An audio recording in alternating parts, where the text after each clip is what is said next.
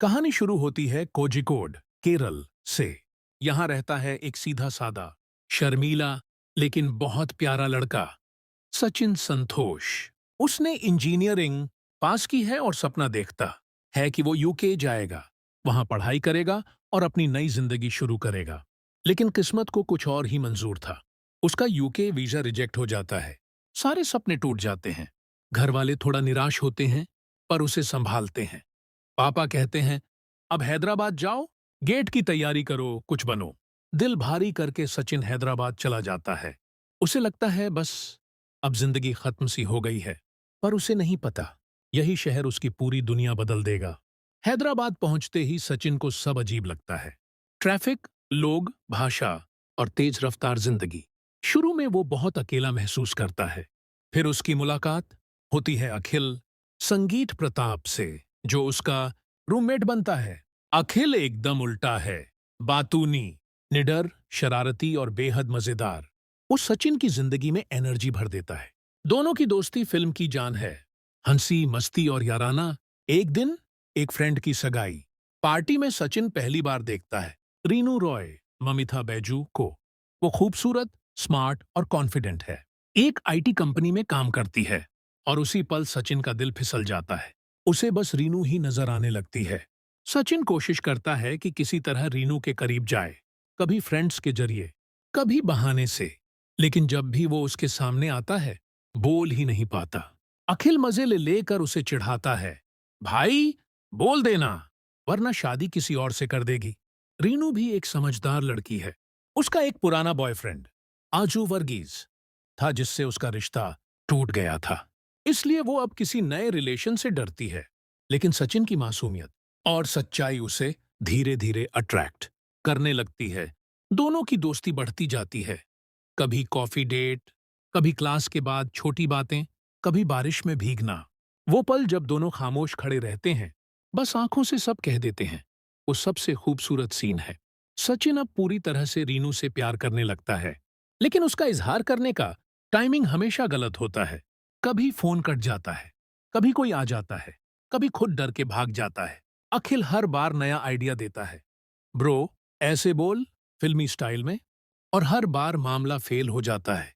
इन दोनों की comic timing film की सबसे बड़ी ताकत है।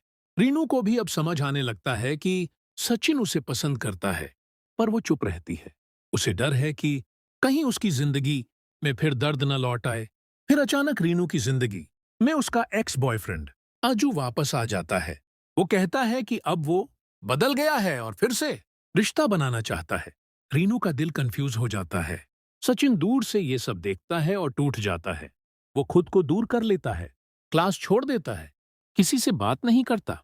अखिल उसे समझाता है, प्यार में हार जीत नहीं होती, बस सच्चाई होती है।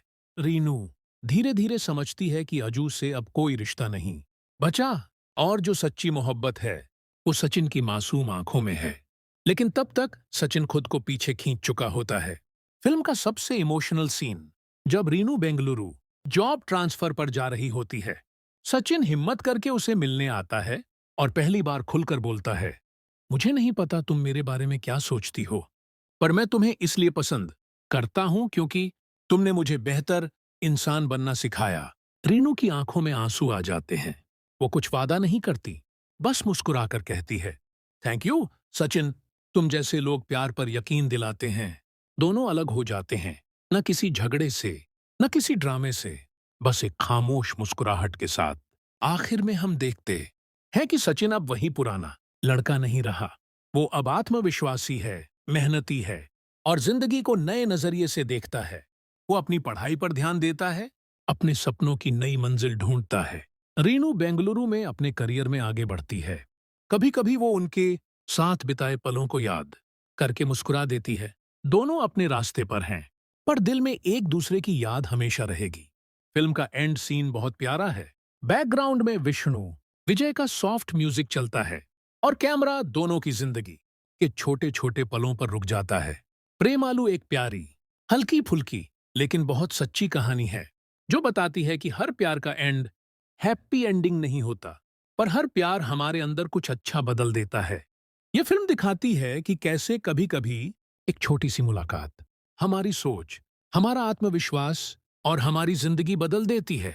अगर आपने कभी किसी को चुपचाप चाहा है, कभी किसी से टूटकर मोहब्बत की है, या किसी ने आपको खुद को समझने में मदद की है, तो प्रेमालू आपको अंदर तक छू जाएगी। देखिए इस खूबसूरत फिल्म की पूरी कहानी सिर्फ सिनेमा डिकोड पर, जहां हर मूवी में छुपे हैं गहरे मायने और हम उन्हें डीकोड करते हैं आपके लिए।